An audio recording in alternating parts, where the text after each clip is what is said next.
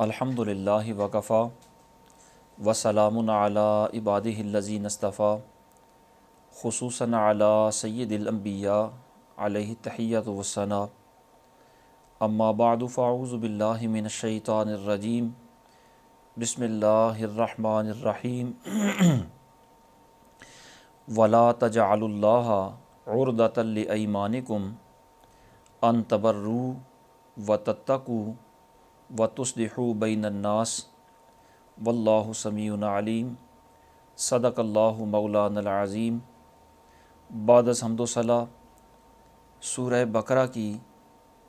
224 number آیت مبارکہ آپ نے سماعت فرمائی۔ ارشاد باری تعالیٰ ہے، اور اللہ کو اپنی قسموں کا نشانہ نہ بنا لو کہ احسان اور پرہیزگاری اور لوگوں میں صلح کرنے کی قسم کر لو، اور اللہ سنتا جانتا ہے۔ اس آیت مبارکہ میں جو الفاظ استعمال ہوئے وہ ملاحظہ فرمائیں۔ ارشاد فرمایا وَلَا تَجْعَلُوا اللَّهَ عُرْضَةً لِأَيْمَانِكُمْ، خاص طور پر عُرْضَةٌ لفظ پر توجہ فرمائیں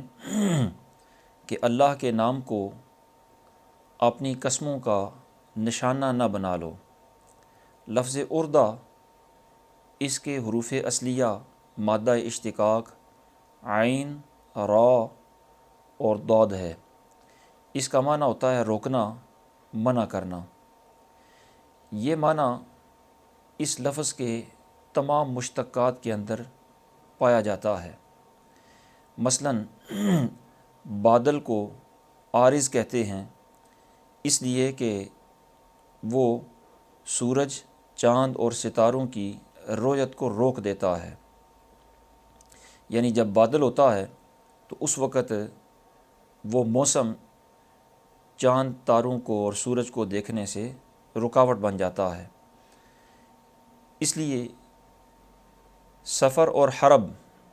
اس میں جو قوت ہوتی ہے اس قوت کو بھی عرضہ کہا جاتا ہے،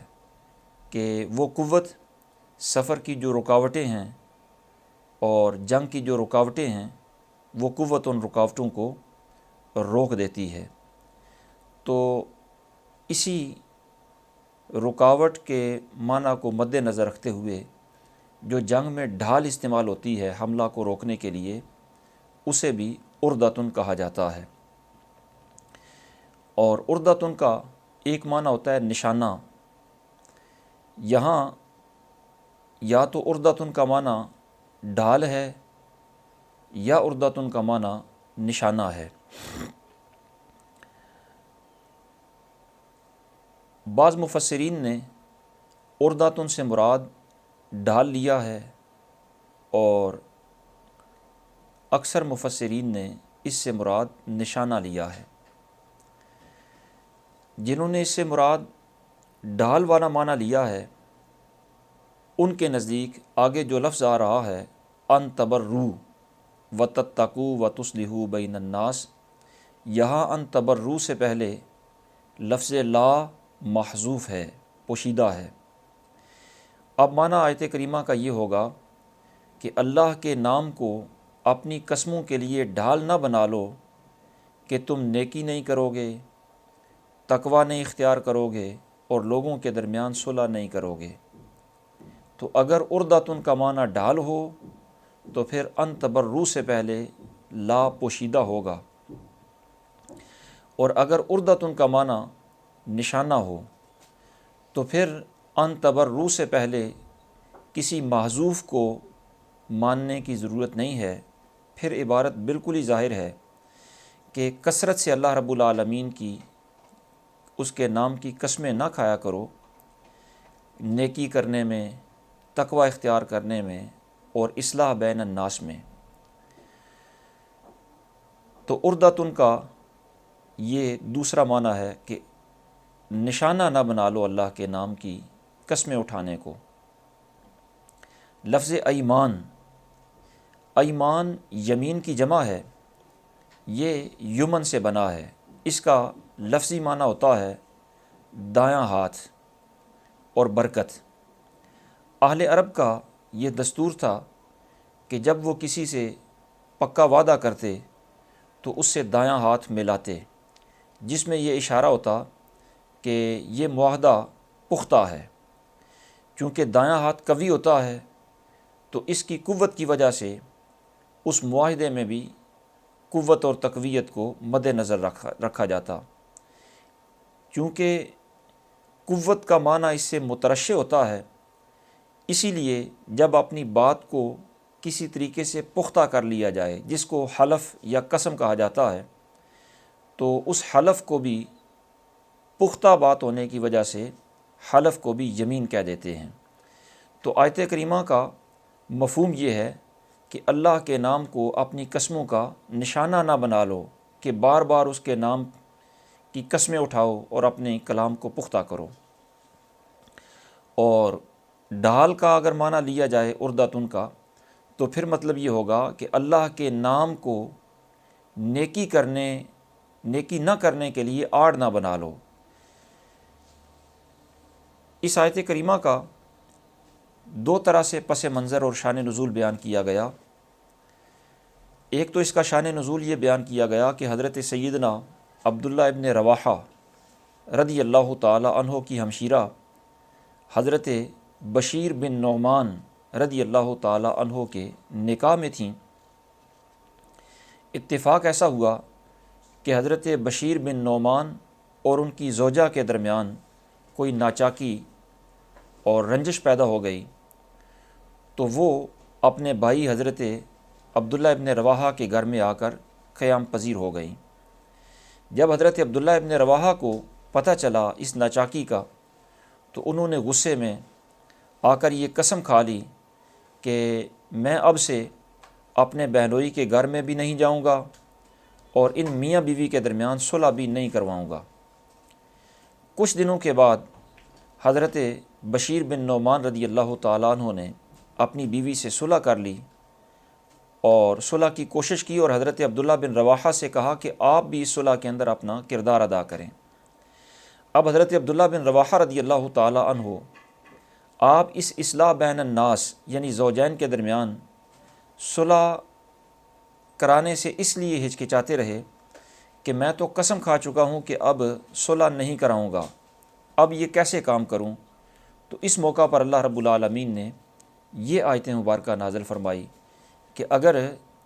یہ قسم کھا بیٹھے ہو کہ اصلاح بین الناس نہیں کرو گے، کوئی نیکی نہیں کرو گے، تقوی نہیں کرو گے، تو اللہ رب العالمین کے نام کو ان معاملات میں ڈھال نہ بناؤ، یعنی وہ قسم توڑ کر اس کا کفارہ دو اور نیکی کا کام کر گزرو۔ دوسرا، اس آیت کریمہ کا شان نزول مفسرین نے یہ بیان فرمایا کہ جب واقعہ افق میں حضرت سیدہ طیبہ طاہرہ ام المومنین حضرت عائشہ صدیقہ رضی اللہ تعالی عنہا پر ناحق تہمت لگی، تو ان میں حضرت مستح بھی شامل تھے، اور یہ غریب تھے اور رشتہ میں حضرت صدیق اکبر رضی اللہ تعالیٰ عنہ کے خالہ زاد تھے، اور ان کے اخراجات کی کفالت حضرت صدیق اکبر ہی کیا کرتے تھے۔ جب اس معاملہ میں ان کی شمولیت کا حضرت صدیق اکبر رضی اللہ تعالیٰ عنہ کو علم ہوا، تو آپ ان سے ناراض ہوئے، اور ظاہر ہے یہ ناراضگی فطرتاً بنتی بھی تھی، اور آپ نے اس ناراضگی میں یہ قسم اٹھا لی کہ اب کے بعد ان کی مالی اعانت نہیں کریں گے۔ تو اس پر اللہ رب العالمین نے یہ آیت نازل فرمائی کہ نیکی نہ کرنے کے لیے اللہ کے نام کو ڈھال نہ بنا لو، یعنی اگر نیکی کرنا بھی چاہو تو یہ سوچ کر نہ کرو کہ میں تو قسم کھا چکا ہوں کہ یہ نیکی نہیں کروں گا، تو اس نام کو ڈھال نہ بنا لو، بلکہ وہ قسم اگر اٹھائی ہے تو قسم توڑ دو اور نیکی کر گزرو۔ اس آیت کریمہ کا چونکہ دو طرح سے مفہوم بیان کیا گیا، اور دونوں مفہوموں کے اعتبار سے اس سے مسائل شرعیہ اخذ ہوتے ہیں۔ پہلا اس کا مفہوم کہ اللہ رب العالمین کے نام کو ڈھال نہ بنا لو کہ نیکی نہیں کرو گے، تو ظاہر ہے نیکی نہ کرنا تو گناہ کا کام ہوتا ہے، اس میں ناپسندیدہ معاملہ ہے۔ تو اس سے علماء اسلام نے یہ مسئلہ اخذ فرمایا کہ گناہ کے کام کی قسم نہ اٹھاؤ، نیکی کے نزدیک نہ جانے کی اور نیکی سے اجتناب کرنے کی قسم نہ اٹھاؤ، اس لیے کہ نیکی سے اجتناب کرنا اور گناہ کا عزم کر لینا یہ بھی گناہ میں مبتلا ہونے کا ایک سبب ہوتا ہے، اور آیت مبارکہ میں اللہ رب العالمین نے اس سے منع فرمایا ہے۔ اور دوسرا مسئلہ مفسرین نے اسی آیت سے اور اس آیت کے پس منظر سے یہ اخذ فرمایا کہ جب کوئی بندہ کسی کام کے نہ کرنے کی قسم اٹھا لے، بعد میں اس پر یہ واضح ہو کہ یہ کام تو کرنا چاہیے، اچھا کام ہے، تو اسے یہ چاہیے کہ وہ اپنی قسم توڑے اور وہ اچھائی کا کام کرے اور اپنی قسم کا کفارہ دے۔ مثلاً کسی نے قسم کھائی کہ میں اپنے والدین کی خدمت نہیں کروں گا یا فلاں رشتہ دار سے صلہ رحمی نہیں کروں گا، تو چونکہ والدین کی خدمت کرنا اور صلہ رحمی کرنا یہ اچھائی کے کام ہیں، تو اب اس پر یہ لازم ہے کہ وہ اپنی قسم توڑے، کفارہ دے اور اچھائی کر گزرے۔ جس طرح حضرت عبداللہ بن رواحہ رضی اللہ تعالی عنہ نے قسم کھا لی تھی کہ وہ اپنی ہمشیرہ اور بہنوئی کے درمیان مصالحت نہیں کرائیں گے، تو اللہ رب العالمین نے یہ آیت نازل فرما کر فرمایا کہ میرے نام کو ڈھال نہ بنا لو کہ نیکی نہیں کرو گے اس نام کی آڑ میں۔ اور سرکار دو عالم صلی اللہ تعالیٰ علیہ وسلم نے بھی ایک موقع پر ارشاد فرمایا، من حلف علی یمین فرعا غیرہا خیرا منہا فلیأت الذی ہوا خیر لہ ولیکفر عن یمینہ، کہ جو قسم اٹھا لے اور پھر اسے معلوم ہو کہ جس معاملہ پر قسم اٹھائی ہے بلائی اس کے علاوہ دوسرے کام میں ہے، تو وہ بلائی والا کام کرے اور اپنی قسم کا کفارہ دے لے۔ اور اسی آیت کریمہ کے ضمن میں مفسرین نے تیسرا مسئلہ یہ اخذ فرمایا کہ ضرورت شرعی اگر ہو، مجبوری ہو، تو پھر تو قسم اٹھانا ممنوع نہیں ہے، قسم اٹھانے کی اجازت ہے، لیکن خواہ مخواہ اللہ رب العالمین کے نام کو قسموں کا نشانہ بنا لینا اور کثرت سے قسمیں کھانا یہ جائز نہیں ہے، خواہ وہ نیکی کے کام پر ہی کثرت سے قسمیں اٹھائے۔ مثلاً وہ بار بار اس کا تقیہ کلام یہ ہو کہ میں واللہ یہ نیکی کروں گا، قسم بخدا یہ اچھائی کروں گا، تو نیکی کرنے میں بھی اللہ رب العالمین کے نام کو قسموں کا نشانہ نہ بنا لے، بار بار کثرت سے اس کے نام کی قسمیں نہ اٹھایا کرے۔ اس آیت کریمہ میں اللہ رب العالمین نے اس سے منع فرمایا ہے، اور کثرت سے جو قسمیں اٹھاتا ہے مالک کریم نے اس کی مذمت بھی بیان فرمائی۔ سورہ قلم کی 10ویں آیت مبارکہ میں ارشاد باری تعالیٰ ہے، وَلَا تُطِعْ كُلَّ حَلَّافٍ مَّہِین، کہ ہر ایسے شخص کی بات نہ سنو جو کثرت سے قسمیں کھاتا ہے اور وہ خود ذلیل ہے، رسوا ہے۔ اور کثرت سے قسمیں کھانا اس لیے بھی منع ہے کہ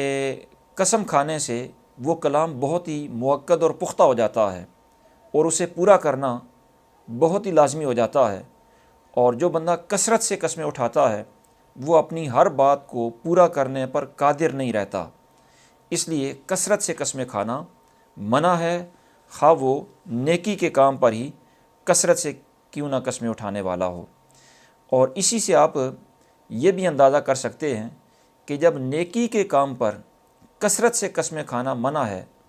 تو دنیاوی معاملات میں اللہ رب العالمین کے نام کی قسمیں کھانا اور انہیں اس طرح نشانہ بنا لینا اللہ کے نام کی قسموں کو، یہ کتنا ناپسندیدہ ہوگا اور شریعت اس سے کتنا اجتناب کرنے کا حکم دیتی ہوگی۔ یہ سخت مکروہ ہے، اور دنیاوی معاملات میں کثرت سے اللہ کے نام کی قسمیں کھانا، اس میں اللہ رب العالمین کے نام کی تعظیم بھی نہیں ہے، اس لیے یہ منع ہے جب نیکی کے کاموں میں کثرت سے قسمیں کھانا منع ہے تو دنیاوی معاملات میں تو بدرجہ اولا اس کی ممانعت ہے۔ اور پھر مفسرین نے یہ مسئلہ بھی اسی آیت کریمہ کے ضمن میں بیان فرمایا کہ جو اپنے صحیح معاملات میں کثرت سے قسمیں اٹھاتا ہے اس کے معاملات سے برکت ختم ہو جاتی ہے، اس لیے حتی الامکان قسم سے بچنا چاہیے، اور جب تک کوئی شدید ضرورت نہ ہو اس وقت تک قسم نہیں اٹھانی چاہیے۔ نبی اکرم صلی اللہ تعالیٰ علیہ وسلم نے ایک موقع پر ارشاد فرمایا، الحلف منفقۃ للسلعۃ ممحقۃ للبرکہ، کہ قسم کھانے سے مال تو بک جاتا ہے لیکن اس کی برکت ختم ہو جاتی ہے۔ تو جو دکاندار، تاجر حضرات، چیزیں بیچنے والے ہیں، انہیں اس بات کی طرف خاص توجہ کرنی چاہیے کہ قسم اگر اٹھائیں گے تو اس کا انجام کیا ہوگا۔ دعا ہے اللہ رب العالمین انہی کلمات کو شرف قبولیت عطا فرمائے اور بے جا قسموں سے ہمیں بچنے کی توفیق عطا فرمائے۔ وما توفیقی الا باللہ العلی العظیم۔